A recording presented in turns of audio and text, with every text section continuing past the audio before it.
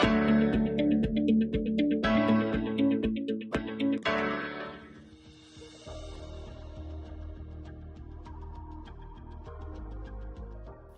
Students, welcome to the session of social science. We are studying manufacturing industries. हमने अपने previous session में manufacturing industries को समझा और बहुत अच्छे से डिटेल में एक्सप्लोर किया था एग्रो बेस्ड इंडस्ट्रीज और मिनरल इंडस्ट्रीज को। और हमारे एनालिसिस में हमने पाया कि इन इंडस्ट्रीज की पॉजिटिव साइड है तो एक नेगेटिव साइड भी है। जी हाँ, जैसे हर सिक्के के दो पहलू होते हैं, एक पॉजिटिव और एक नेगेटिव, इसी तरीके से यहाँ पर एक नेगेटिव साइड भी पाई गई। That is why in today's session we are going to explore more about industrial pollution and environmental degradation. But अपने सेशन को शुरू करने से पहले मैं आपसे एक सवाल पूछना चाहता हूँ। सवाल बहुत सिंपल है, How do industries contribute both in development as well as in destruction? अब आप कहेंगे कि सर डेवलपमेंट के ऊपर तो बहुत बात हो गई, अब बात करते हैं डिस्ट्रक्शन की, जिसमें पॉल्यूशन आ जाता है, जिसमें एनवायरमेंट का डिस्ट्रक्शन आ जाता है। बिल्कुल ठीक कह रहे हैं आप, और इसी वजह से हम आज एक्सप्लोर करेंगे अपने चैप्टर की इस साइड को। तो चलिए शुरुआत करते हैं। हम सभी जानते हैं कि जो इंडस्ट्रीज होती हैं वो इंडिया के इकोनॉमिक ग्रोथ और डेवलपमेंट में बहुत अहम रोल प्ले करती हैं, पर हम ये भी नहीं भूल सकते कि these industry also cause serious environmental degradation.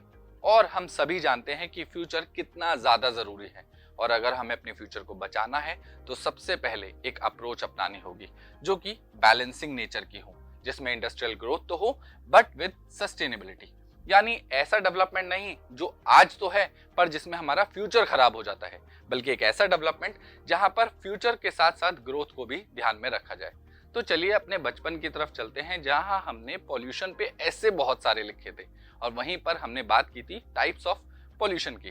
तो सबसे पहले आज हम बात करेंगे एयर पॉल्यूशन की, उसके बाद water pollution, then thermal pollution and last noise pollution की। सबसे पहले हम चलते हैं एयर पॉल्यूशन की तरफ।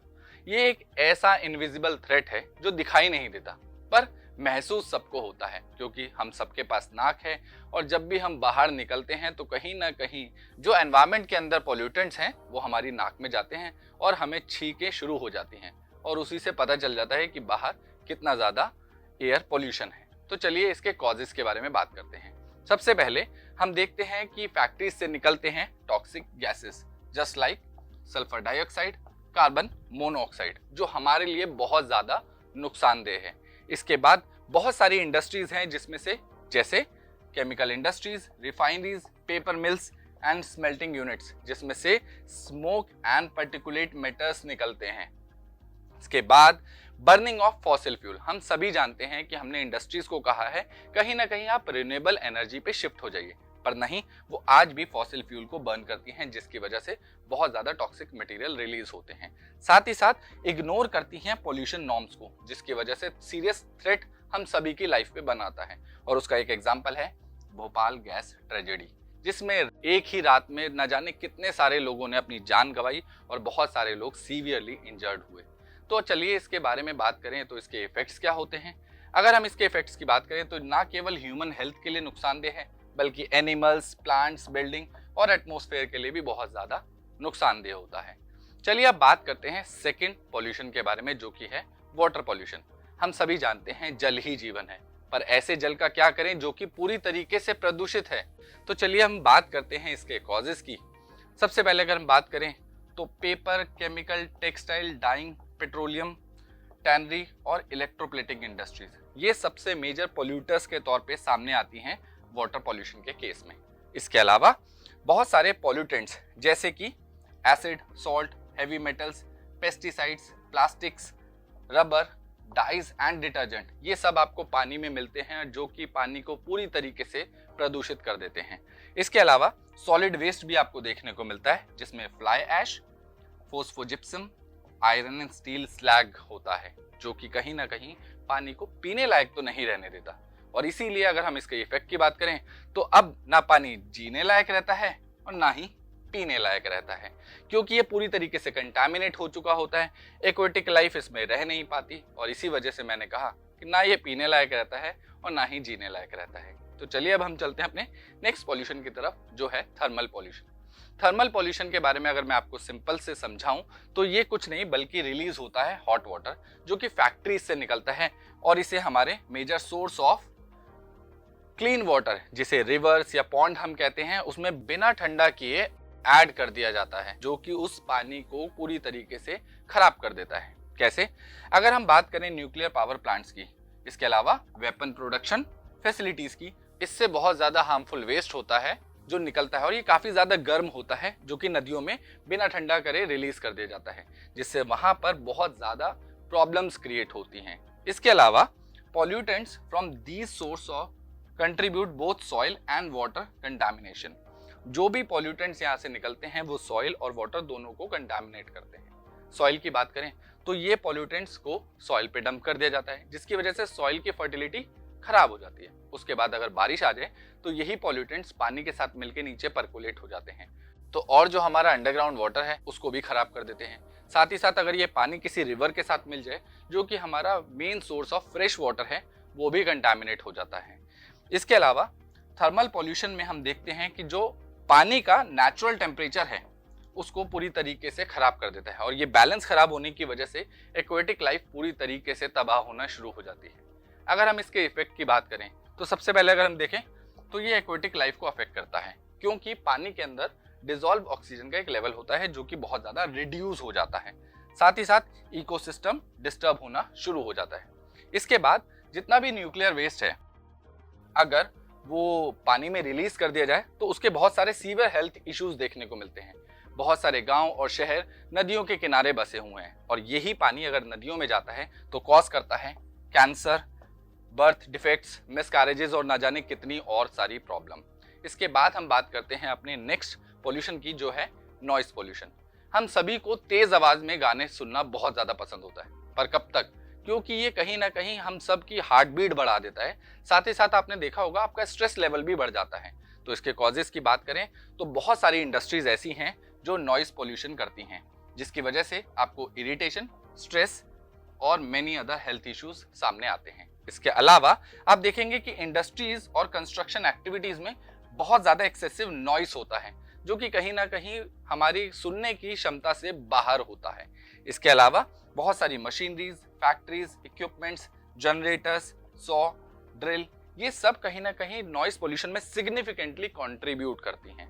इसके बाद अगर हम इसके इफेक्ट्स की बात करें तो अगर आप प्रोलॉन्ग एक्सपोजर में हैं नॉइस पोल्यूशन के, तो कहीं ना कहीं आपकी मेंटल और फिजिकल दोनों ही हेल्थ खराब होती हैं। इसके अलावा आपका स्ट्रेस लेवल बहुत ज़्यादा बढ़ जाता है। इसके अलावा सीरियस मेडिकल कंडीशन जैसे हियरिंग लॉस जैसी प्रॉब्लम सामने आने लगती हैं। आपकी हार्ट रेट बढ़ती है, हाई ब्लड प्रेशर रहने लगता है, इरिटेशन और स्ट्रेस लेवल बूस्ट अप हो जाता है। तो ये सारी तो हमें प्रॉब्लम्स थी जो समझ में आती हैं। अब चलते हैं सॉल्यूशन की तरफ, और सॉल्यूशन मिलता है हमें how to control environmental degradation के अंडर, जिसमें हमें सबसे पहला काम करना है कि जितने भी इंडस्ट्रीज हैं उनको अपने डेवलपमेंट के साथ साथ कहीं ना कहीं पॉल्यूशन कंट्रोल की जिम्मेदारी भी लेनी पड़ेगी। इसके अलावा एक अप्रोच अपनानी पड़ेगी, वो है रिड्यूस, रीयूज एंड रिसाइकल।